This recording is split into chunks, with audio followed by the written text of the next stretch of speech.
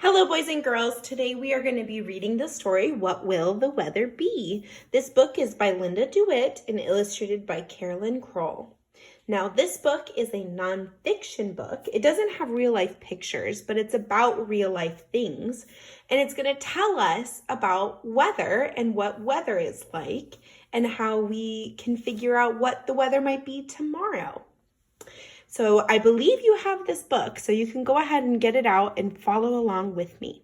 Here's our title, What Will the Weather Be? This is the front cover, the back cover. And if we open it up, here's our title page. Let's read this story together.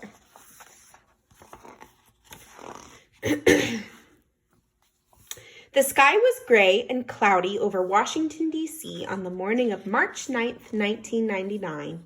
The weather forecast called for an inch or two of snow. But by noon, there was so much snow on the ground that many cars and buses were stuck in it. The airports had to close down, and so did the schools. In all, 8 inches of snow fell on the city. The weather forecast was wrong, and people were not prepared for the huge storm. Weather forecasts tell us what kind of weather is coming, but predicting the weather is hard to do. It is easy to see what the weather is like right now. You can go outside and look. Is the air warm or cold? Is it windy or still? Is the sky clear or is it covered with dark clouds? Whatever the weather is like, it often stays that way for days at a time. But then something happens. The wind begins to blow and air from somewhere else moves in. This is the new air. Sometimes it is cooler air from the north or warmer air from the south. The new air pushes against the old air. The place where that happens is called a front. This right here is a front. Most changes in the weather occur along the fronts. When cold air pushes against warm air, this is a cold front. Cold fronts move fast. They can make the wind howl. They can quickly push warm air up and out of the way. The rising air carries water. The water is not liquid. It's a gas called water vapor. And as the air rises, it cools, and the water vapor turns to liquid. High in the sky, the drops of liquid clumps together and makes a cloud. So when the cold air pushes against the warm air, the water that's in the air goes up, up, up, up into the clouds, and it makes a cloud. The clouds grow big and dark. As more air rises, then it rains. There may be thunder and lightning.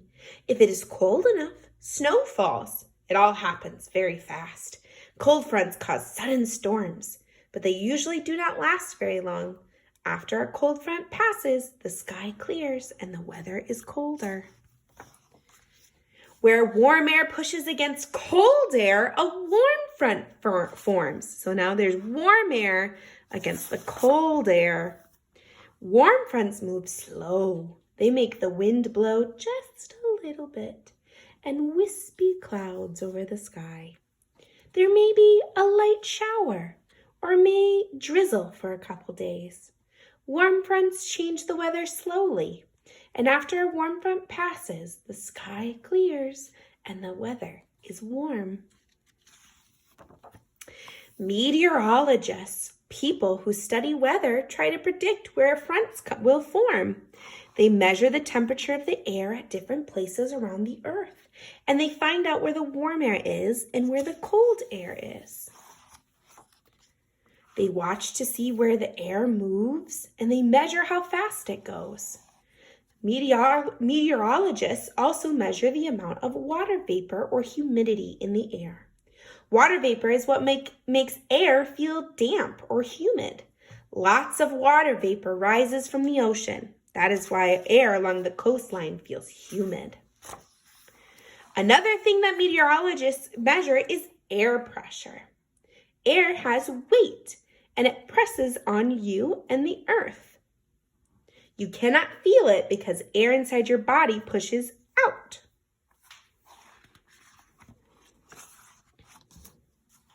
When air pressure is low, air is rising into the sky, and water vapor in the air turns to liquid and clouds form. As more air rises, the pressure gets lower and lower, and the clouds get bigger and darker. Lots of rain or snow may fall when the air pressure is low. When the air pressure is high, air is coming towards the earth, and the skies stay clear. Maybe a few puffy clouds may appear, but it's not going to rain. The weather is dry and sunny when the air pressure is high. Meteorologists measure air pressure over the whole entire earth. They find highs and the lows. They measure temperature and humidity. They see where air is warm or cold or damp or dry. They measure the speed and direction of wind. They take their measurements over the oceans and over the land. And throughout the day, the measurements are sent to the National Weather Service in Maryland. They are huge computers. Take the measurements on the maps, and the maps shows the temperature, the humidity, and pressure of the air all around the world. Arrows on the map mark directions in the wind, cold fronts and warm fronts showing where snowstorms are forming, or where storms are forming. Meteorologists everywhere study the maps to forecast weather for tomorrow and the next day. They need to know what is happening hundreds and hundreds of miles away. They need to know what kind of air is coming. Then they can make their forecasts. Weather forecasts are broadcast over radio and television stations and can also be found online or in newspapers. The forecasts tell us what kind of air is coming and what kind of weather to expect. It may be called for warm or sunny days, or may tell us to prepare for snow and strong winds. They warn farmers when a frost is coming, and they help us decide whether our schools and airports should close down. Changes in the weather are not always predictable, so not all of the forecasts are right. Sometimes meteorologists tell us to take our umbrellas when we don't need them, and other times they say we won't need a jacket when we do. But meteorologists today know more about the weather than ever before, and usually we can depend on their forecasts when we're wondering, what will the weather be? All right, boys and girls, today we were just doing our first read of our book, and tomorrow we're going to look closer at the main idea and the details.